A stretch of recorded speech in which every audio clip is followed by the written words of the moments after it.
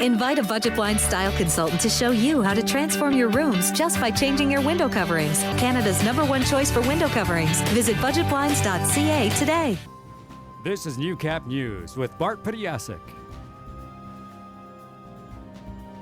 Good evening and thank you for joining us. 2 men are in police custody after an armed robbery at a Bonnyville convenience store. RCMP say a man entered the Cahuan General Store around 10 a.m. Friday morning, brandishing a rifle and demanding cash. As the teller handed over the money, a struggle ensued and the gun went off, firing a bullet into the ceiling. The teller was injured in the scuffle, but not from the bullet. The suspect evaded police initially, but was later apprehended along with an accomplice. 18-year-old Douglas John and an unnamed youth face multiple charges, including careless handling of a firearm and crime over $5,000. And to another robbery in Bonnyville now. RCMP are asking for the public's help to identify 4 male suspects who broke into multiple stores in the town.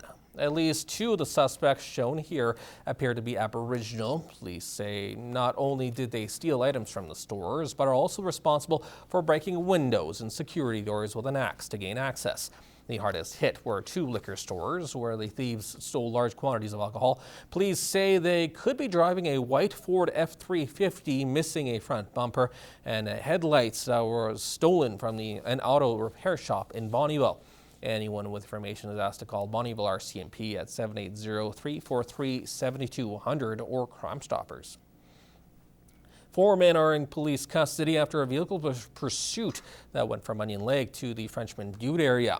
Friday night around 11 o'clock, Onion Lake RCMP responded to a possible hostage situation after threats were made at a residence on the First Nation. 18-year-old Garth Swift Wolf, 25-year-old Curtis Little Wolf, 21-year-old Joel Fox, and 24-year-old Elijah Dillon, all from Onion Lake, are facing multiple charges, including uttering threats, impaired operation of a motor vehicle, flight from police, and assault with a weapon on a peace officer.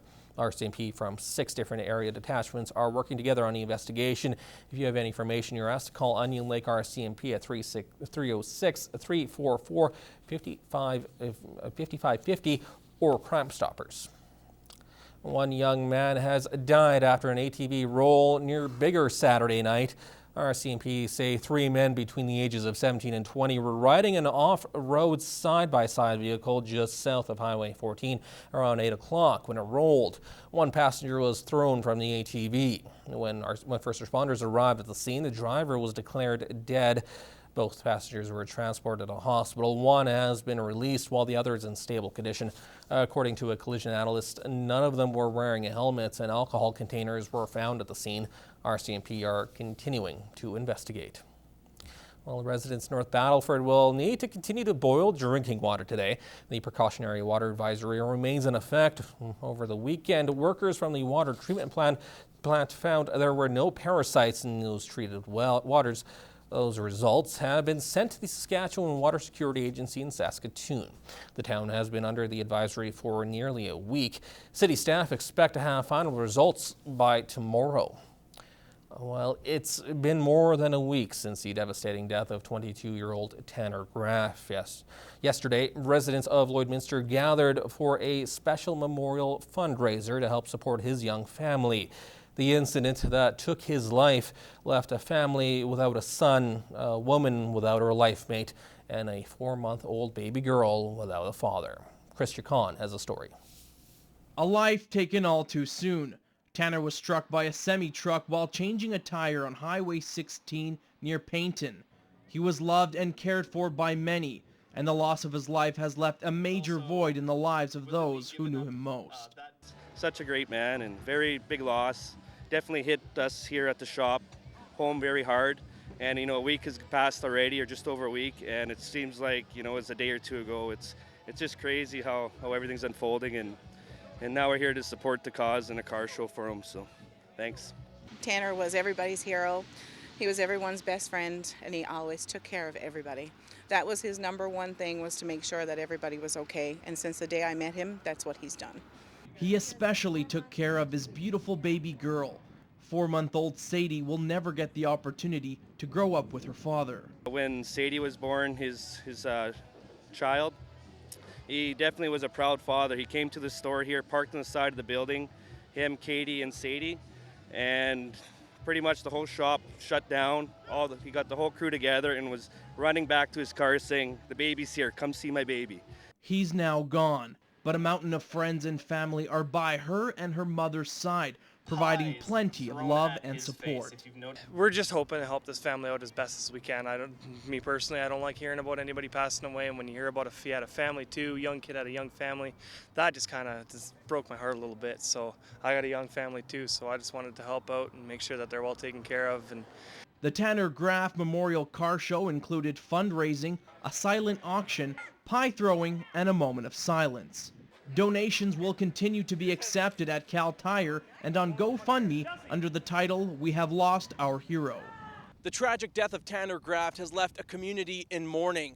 But today, friends and family have come out to celebrate his amazing life and raise money for his family. He was a hero to many, especially to those who loved him most. Krisha Khan, Newcap News. And after all was said and done, more than $23,000 was raised through both of yesterday's car show and the GoFundMe campaign. More than $14,000 of that was raised just through yesterday's car show alone. Well, if you were hoping to take a dip or go for a run at the Leisure Center today, you're out of luck, and you will be for the next month. The facility is closed for its annual shutdown. In addition to the regular cleaning and maintenance, the water slide will be resurfaced. A few areas will be getting a facelift as well. Both change rooms and a concession will be getting new tiling. It'll look much better than what it currently does. Obviously, it's been a while since the tiles have been looked at and replaced in our facility, so we're replacing the tiles. We're upgrading, replacing the fixtures, the shower fixtures in those as well. Stang says the city chooses August and September for the shutdown, not only because of lower than average attendance, but because it's still warm outside as well. So we have our other facilities that are available to the public. We have our spray park, which is still fully operational, and we have our outdoor pool that's operational, so people can still come out and use our facilities. The facility will be open again to the public on September 20th.